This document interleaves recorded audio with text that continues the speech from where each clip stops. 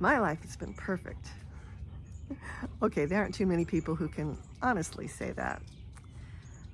Sometimes it was physical, and sometimes mental, verbal, and might have been something else. Let's take a brief walk down one of the easier paths right now. Let's say maybe you were physically hurt.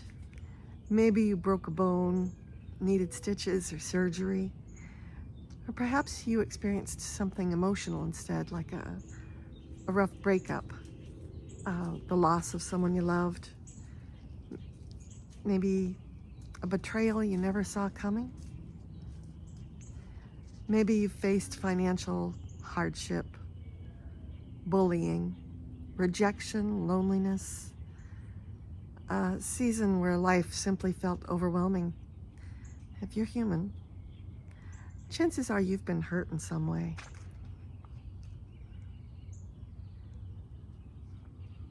So, why are so many people able to act like nothing happened while others continue to suffer? Well, there are two paths: resiliency and getting your needs met. If difficult experiences automatically created anxiety and depression or trauma, nearly everybody in the world would be stuck and struggling. And that's not what we see. Some people experience tremendous adversity and develop into healthy, confident adults. Others carry the effect for decades. So let's just imagine two children. Let's call them Emma and Jake, and both are 8 years old. Okay, they walk into school one morning and they're excited to give their presentations in front of their classes. But halfway through, they forget what they're going to say. A few classmates laugh, their faces turn red, and their hearts race. In that moment, both children experienced the same thing.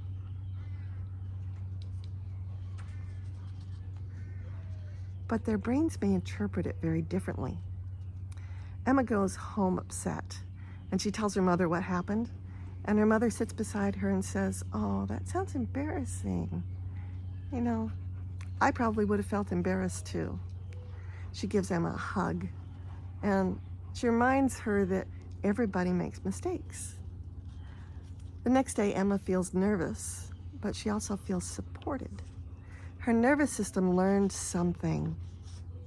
It learned it can survive uncomfortable experiences. Now let's look at Jake. Jake goes home upset and tells his father what happened. His father responds, "Well, if you had practiced more, this wouldn't have happened." Or maybe he says, "Stop being so sensitive." Maybe he doesn't respond at all. Jake goes to bed alone with his feelings. His nervous system learns something very different than Emma's did.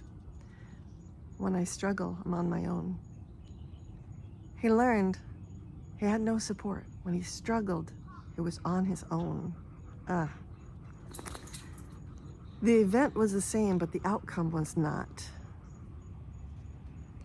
This is one reason psychologists have discovered that trauma is not always about what happened. It's often about what happened next. Who was there? Who listened? Who helped us make sense of the situation? Who helped us to feel safe again? And the nervous system isn't keeping score of events. It's constantly asking one question: am I safe? When the answer is yes, difficult experiences become challenges that can strengthen us. When the answer is repeatedly no, even relatively ordinary experiences can begin to feel threatening. Let's take it a step further, okay? Imagine Jake and Emma again, and a few years later, both taking their driving test. Both of them fail.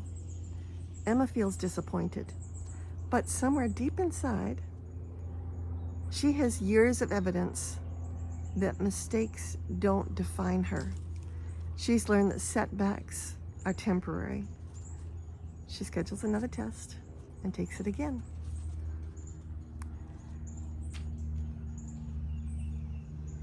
Jake experiences the same failure. But now the driving test isn't just a driving test. It activates years of stored memory. Embarrassment and shame, feeling alone, unsupported. The nervous system treats the events as if it's much bigger than it actually is. I mean, it's just a driving test, right? Not to him. Well, this is often how anxiety develops. Not because the person is weak or lacks character, but because the nervous system learns that mistakes, uncertainty, rejection, or discomfort might lead to pain that is unbearable. Anxiety is not a character flaw, it's a adaptation. It's the brain and body's attempt to protect us from experiences that once felt overwhelming. This is the part that you need to know. What was learned can also be relearned. The nervous system can learn safety. It can learn trust. It can learn that today's challenges are not yesterday's wounds. That's where healing begins. In the next video, we'll explore how the nervous system stores these experiences and why anxiety often continues long after the original danger has passed. Join me.